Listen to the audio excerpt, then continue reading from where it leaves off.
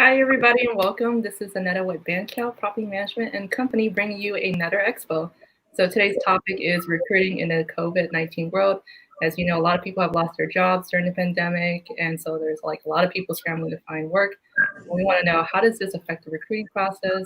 Other questions we will ask are, what are the recruitment best practices? What job candidates are looking for when going into an interview?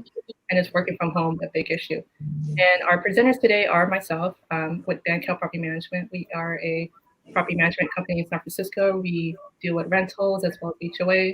And we have Martha Ramirez from Endura Painting. Martha, could you introduce yourself to the world? Hi, my name is Martha Ramirez. I'm the business manager for Endura Painting, and we service HOAs, multifamily units, and commercial, and we also have a residential division as well. So we basically do it all, painting-wise, of course. And we service the Bay Area from San Jose all the way to Sacramento area. So we do it all. Thank you. All right. And then next we have Mark Owens from Reliant. Hey, good afternoon, everybody. Thank you, Aneta. I'm with Reliant Construction Management. We are a full-service construction management firm that our territories throughout the entire Bay Area.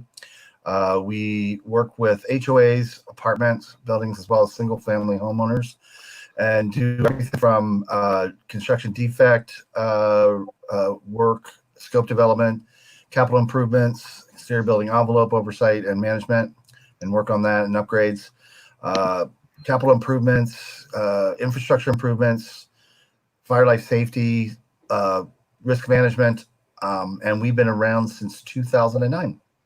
All right, thank you. And we have Brian Garcia from Restoration Management. Hi, everybody. Brian Garcia. I'm the account executive for Restoration Management Company. I cover San Francisco and the Peninsula. Restoration Management Company is a full-service disaster recovery company. We cover all of California, parts of Washington, Colorado, and Texas. Full-service fire, flood, mold, asbestos cleanup, and reconstruction for multifamily and commercial properties. Thank you.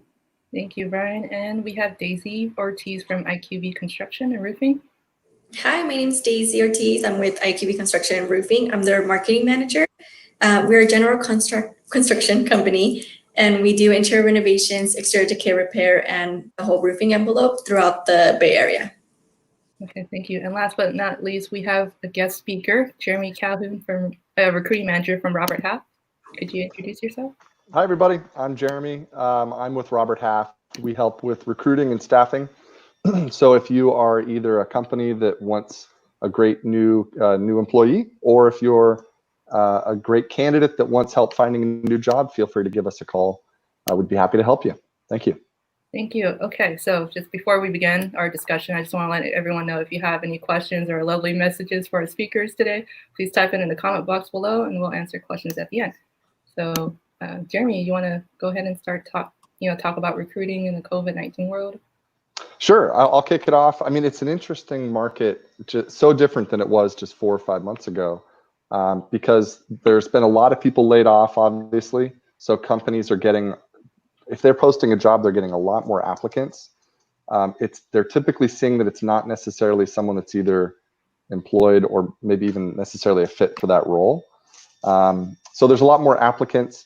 And then the ones that are employed are really, the candidates that are employed are really clutching onto those jobs that they have.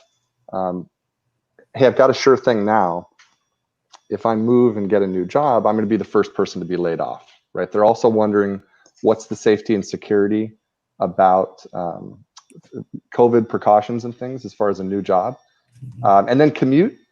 Even myself, we've all gotten a little bit spoiled, those of us that are still working, because most of us have been able to work from home. So if we're going to move, they want either a really short commute or all remote, or at least partially remote. So those are some of the big changes. What kind of other changes have you guys seen in your companies too? Anything in addition to that? Well, I mean, just a lot of interviews are being held virtually. Yeah, a lot of virtual. Yeah, a lot of Zoom meetings, and a lot of us, just working remotely. Hey, Jeremy, on the company side of folks that are maybe out there looking and are posting positions, have you noticed a change as far as like these positions or the percentage of these positions now have the ability to work from home as an option? Because I know I sometimes in the past, some of our companies, at least I know for my firm, we already had a remote policy in place, but I know some may not have had that. I'm just curious to see what you're kind of seeing that change in the environment or the Sure. You know what I mean? Yeah, on the company side, because there's what companies are offering and then what the candidates are looking for. Yep. I'd say on the company side, prior to COVID, I mean, anecdotally in my experience, I've been with Robert Half a little over 3 years. I'd say maybe 1 in 20, maybe 1 in 25 jobs prior were remote or offered partial remote. Now I'd say it's at least 20, sometimes maybe 25% offer anywhere from 1 day a week to all 5 days a week in the office. Yeah, they're being a lot more flexible. It also depends if they're essential, not essential, and then even in a non-essential company, there's some divisions that are more important that they be in the office. Okay. Okay. Yeah. So one of the questions we wanted to ask you, Jeremy, are like, what are some recruitment best practices during COVID-19? Sure. So, I mean, in general, even without COVID, you definitely want to look at the job duties, determine what the actual scope of work is going to be, determine what is really trainable versus what's not trainable. That'll determine the firm requirements for that role, right? Determine the salary, network with the right people, get that job description in front of the talent pool. As far as first interviews, I would always encourage people to cast a really wide net with the first interview, because a lot of times a mediocre resume could be written by a really great candidate, or sometimes a great resume might have a mediocre candidate behind it. You can't put too much stock just in the resume. And then when you hire, make the best offer first, right? I know everybody wants to save money, I get it, but making the best offer first makes them feel happy and appreciated. As far as COVID specific tips, I would say you really want to figure out, does this role need to be in the office, or can there be some remote, whether it's partial or full remote, right? Because that'll get a lot more people interested if it's anywhere from partial to fully remote. If it is at all in the office, you want to figure out what you can do to make that person safe.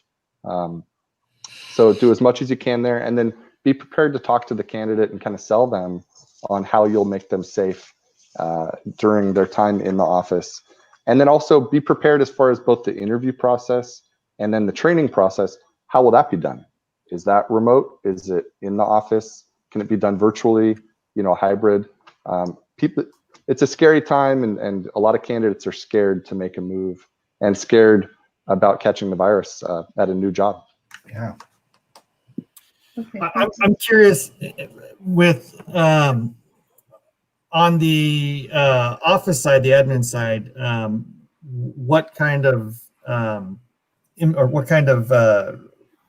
how many people do you see actively looking for jobs versus on the labor side? Has there been have you seen an increase on the labor side for job applicants, or has that kind of stayed steady? And the reason why I'm asking that is with the additional funds added to unemployment, it seems like there may be some lag time for people actually hunting for jobs. And Sure. So I'm just curious on how you're seeing that. And so you're asking if of most of the applicants, are they primarily office employees or field employees? Sure.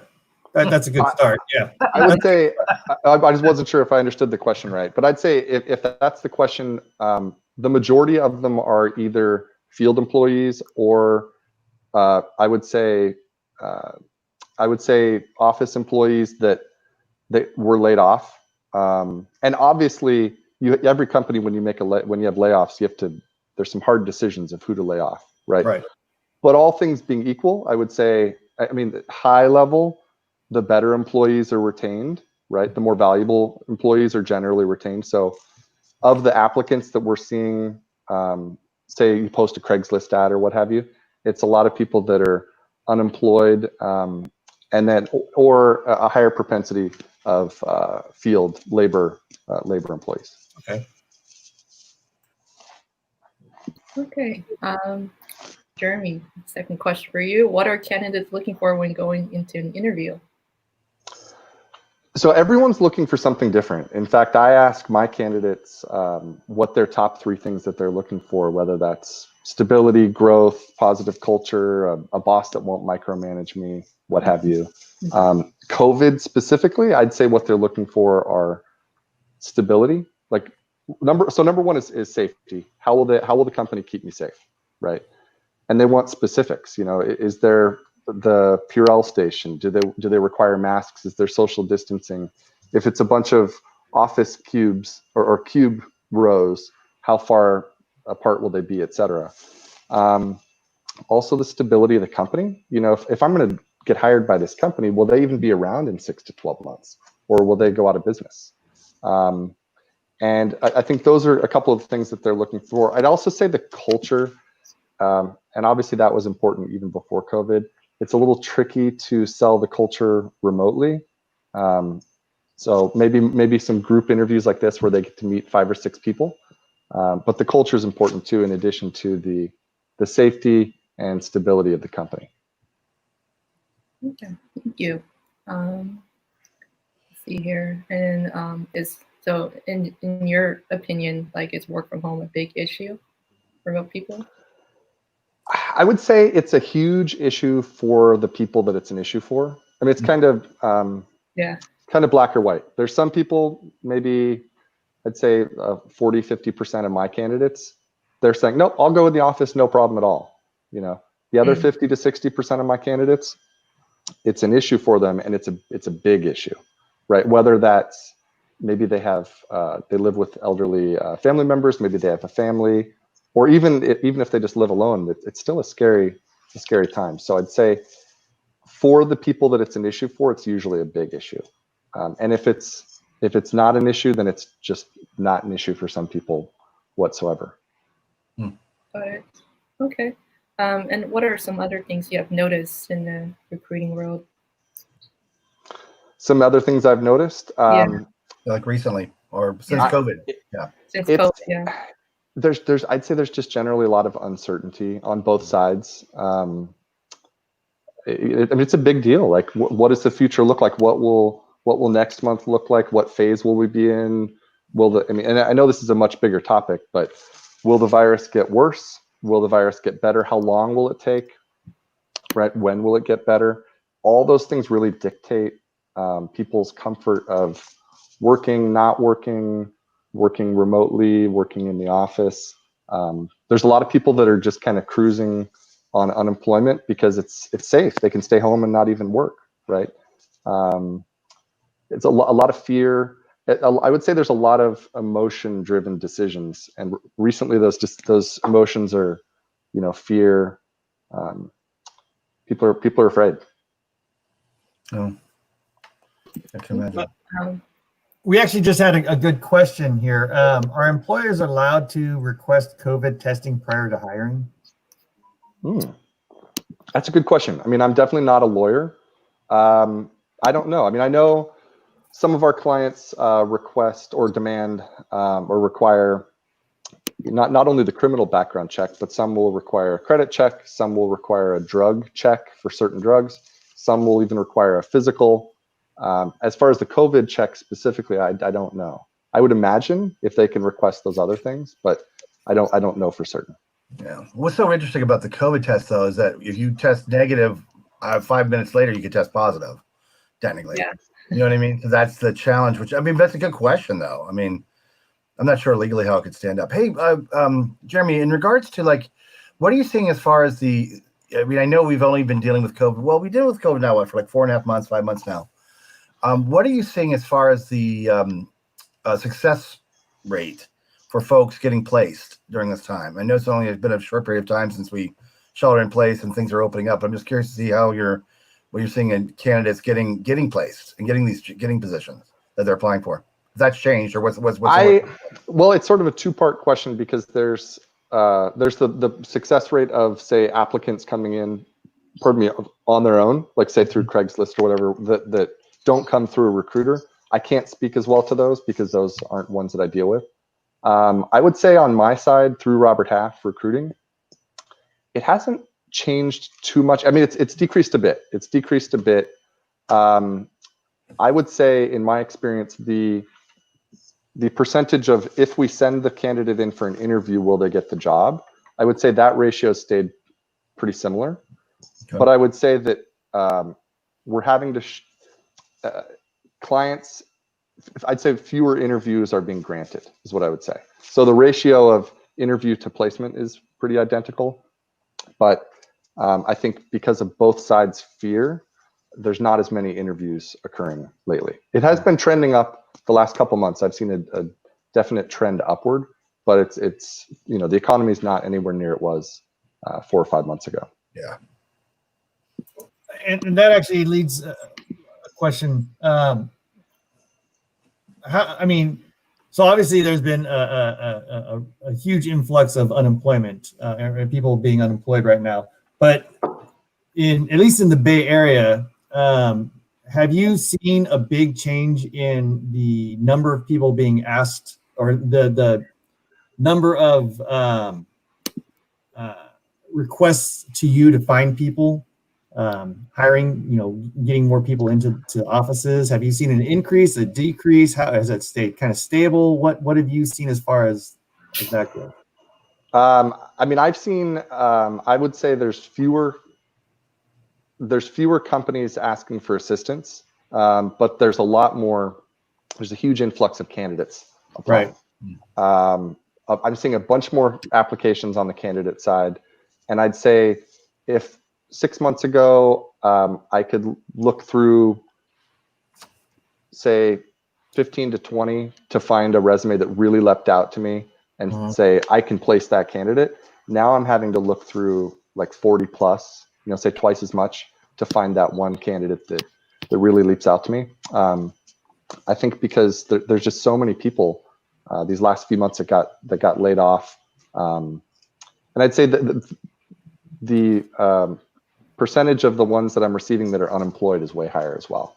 So I'd say a lot more people applying, but not as qualified candidates. And I would imagine that that's what companies are facing too. And that's why they're coming to us, because they'll pay us to sift through the mountain of average resumes to find the great ones. Yeah. Okay. Would you advise, I'm sorry, I have a question for Jeremy. Would you advise employers to do change their skills tests prior, or during the interview time, just to see their time management, task management, just because if the focus is now changing to working at home, it's kind of also managing that as well. So what can we do as an employer? How can we kind of get a little preview to see what these candidates can bring forward? Sure. No, that's a good question. I mean, I don't see as many tests. I mean, we have an array at Robert Half from QuickBooks to Excel to APAR, et cetera. Lots of tests that they can do, but there's not too many tests that I see. Even before COVID, I didn't really see that many tests. But I would say definitely video. I would at the very least have a video with a candidate. You know, if you're trying to get to know them prior to hiring. And that's a question, you know, companies are going to have to look at themselves in the mirror and determine, high level, are we even comfortable hiring someone, training them, and probably sending them a computer, et cetera, without ever physically meeting them? You know, I mean, if you're not comfortable, then you would have to bring them in for an in-person interview. But if you're comfortable, then I would definitely have both, you know, telephone, video. You know, you could even have them get creative. If you have a company happy hour, invite them to that. And I'd also let more people from your company meet them, just like this. If this was a real interview, I'd get 6 times the information about your company, and vice versa, than if it was just one person. Jeremy, we got a question from Cynthia Valor. It says, if an employee is laid off during COVID, is there a good way to position yourself regarding the layoff when applying for a new position? I would say that's a good question because there's obviously a lot of people that have been laid off. I would be prepared to explain the gap. I would try to get information from your manager as far as why you were laid off. Number one, they may not tell you, but if they do, you can relay that to your future employer because I'd want to ask that if I was a hiring manager. Why'd you get laid off? I would also see if there's anything in your resume that you can improve in, maybe QuickBooks, Excel, et cetera, maybe take some classes. And I would network, especially if you're unemployed. Hit LinkedIn, hit all of your contacts. You know, if you're employed, it's tougher to network because you have to be more secretive of your search, of course. But if you're unemployed, I mean, I'd put your resume on LinkedIn, I'd network. Who do you know? As I tell my candidates, you may not know somebody in your immediate circle that has a job open for you, but someone that you know probably does know somebody. So you're probably only one connection away from a position. You just got to network. Agreed. I mean, definitely LinkedIn, especially networking in general, no matter what, is just clutch. I mean, you have to stay on top of that and keep everything updated and moving forward. So definitely agree on that one. Okay. So I have a random question for you, Jeremy. Do you think like this outbreak will turn remote like work into like the new reality? I think so. I mean, I think a lot of us, myself included, we're getting kind of spoiled working from home. You know, and it's, I mean, definitely nobody wants to be stuck in a house, but I think the people that have gotten to work remote, they're getting used to it and they're going to expect it. Now, will their expectation be met by availability in the market for enough remote jobs to hire all the people that are working remotely? That time will tell. You know, they may have to go back to working in an office, but for sure, I would say this: before COVID, people frequently told me, Jeremy, I'll drive 60, 80, 90 minutes for a job. Now, the first question I get is it remote? And if it's not remote, well, is it within 30 or 40 minutes? So their average search radius has shrunk. Yeah. Okay. Any other questions? Any questions for our viewers? See, we have something. Well, just I want to just chime in one last thing, just a little bit, just a tail end of the remote, you know, reality that we're in now. I know for me, and I'll let you know, I think as if I'm recruiting and I'm going to recruit, I'm going to tout the benefits of some of this remote stuff, and specifically sometimes with meetings, especially when we're doing like meetings with you know, owners and large groups of owners such as board of directors of HOAs. I find that this remote construct is a lot better and it's more productive in a lot of ways. And so and so I've really enjoyed it, and I've not hiring right now, but I may be coming you know, down the road here in the fall. And I think one of the things I want to start cultivating as far as my questions or interview process is to see, you know, kind of get a feel for folks of how what they've experienced so far. I mean, it wouldn't be a deal breaker if they said they haven't done anything, but I think it's going to be something now that I'm going to include, you know, in my, you know, in my process of reviewing, just to make sure folks are comfortable with this. Because some folks are better, you know, easier, have more comfortability dealing with this remote stuff, and others don't. And I think from my perspective, not only do I want to see what their, you know, experience as well, but I also want to be able to look at that and maybe and work with them to train them as well, because some folks, I think you have to be a little bit more comfortable doing that remote versus in person, you know. So just sort of my 2 cents throwing in there. Okay. Okay, so Jeremy, you know, I guess there's people who are watching who probably don't have a job at the moment, but like, so what are some tips you have for them for preparing for like a virtual interview, or, you know? Good question. Yeah. Great question. So as far as virtual, so a few things you can do. In fact, I did the same thing. So one thing, I mean, if you're asking for really practical tips for virtual, so you want to make sure the camera's at eye level. So like, for example, my laptop is usually just on the table. So the camera will be looking way up at me. So right now it's resting on some stuff to get it to eye level, right? Yeah. You want to make sure you've got good lighting, a good backdrop. Yeah. So I've got two beautiful girls. I love them very much, but they're very loud. So I made sure to eliminate that distraction by having them go on a little walk with mom, and then also try to sit as stationary as you can. Try to avoid too much hand motion because it gets really distracting, right? I do that a lot. It's a habit. I do the same thing.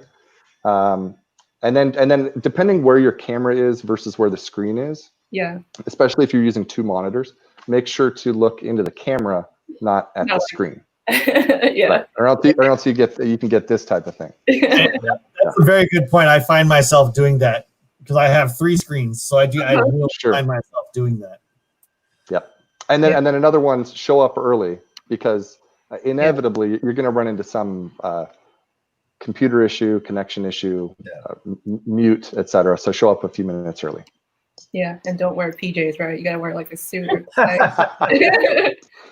Or True. make sure if you stand up, you have everything on, right? So, see people with like a dress shirt on, True. Their boxers or something.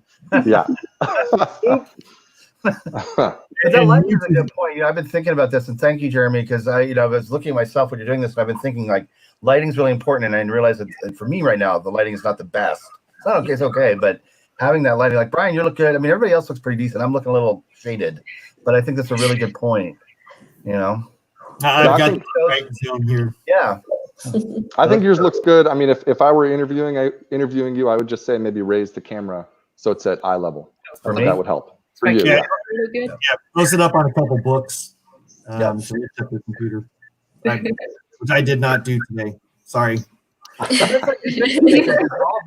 all about impressions in addition to what you're saying, and so now there are different things for that. You know what I mean? That we have to be mindful of. We wouldn't think about it. You know what I mean? As far as like the camera and the lighting and the. Yep. And I would say on that note, a lot of companies, it's almost, not to sound cheesy, but it's almost like dating. Like, if you're a hiring manager, within 30 to 60 seconds if you really like the person or not. And I would say if you feel that way, if you do like that person, especially in this economy and where candidates are afraid to leave a job, if you like that candidate, I would spend a third of the interview, if not half of the interview, selling the candidate on your company. Right? A lot of companies forget to sell. They think that it's just a one-way interview. It's a two-way interview. Yeah. Mm-hmm. That is very, very, very true. I agree with that wholeheartedly. I know that I've found that when I was looking for a job, it was, I already had a job. So why do I need to jump ship and go to you? This isn't me. This isn't you interviewing me. This is me interviewing you. I agree with that wholeheartedly. Definitely, as someone who's looking to get someone on board and a qualified candidate, it's definitely a two-way street, and there should be more of the selling of the business going to the candidate. Yeah. Okay. Any last comments or final words? We're just about to run out of time.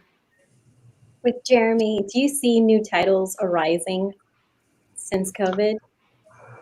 Inevitably. I mean, you look at just what do they call those? The tracing testers or tracing people. I mean, there's new jobs that'll definitely come about for sure. And they're coming really quickly. Jobs that are in existence now that weren't even in existence several months ago.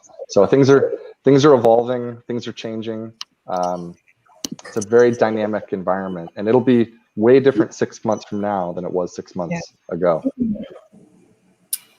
Okay. Just about to run out of time. Just want to say, thank you to those of you out there watching, and stay safe, and until next time. Thank you, Jeremy, and thank you, everybody. Thank you, Jeremy. Take care, everybody. Help. Thank you for being part of this, and we look forward to speaking to you again sometime. My pleasure. Thank you for having me, everybody. Thanks.